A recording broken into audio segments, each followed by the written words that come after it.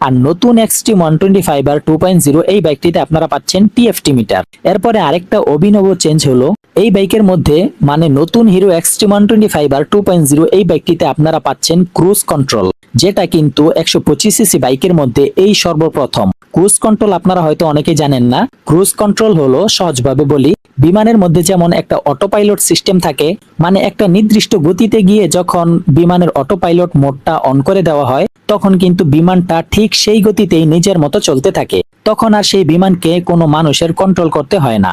আর বাইকের ক্রুজ কন্ট্রোলটা হলো বাইকের অটো পাইলট, মানে আপনি ধরেন 100 স্পিড তুলে যখন ক্রুজ কন্ট্রোলটা অন করে দিবেন তখন আপনার বাইক আপনার কোনো রকমের এক্সিলেটর ধরা ছাড়াই 100 স্পিডে চলতে থাকবে, যতক্ষণ না আপনার বাইকের তেল শেষ হয় অথবা আপনি না থামান।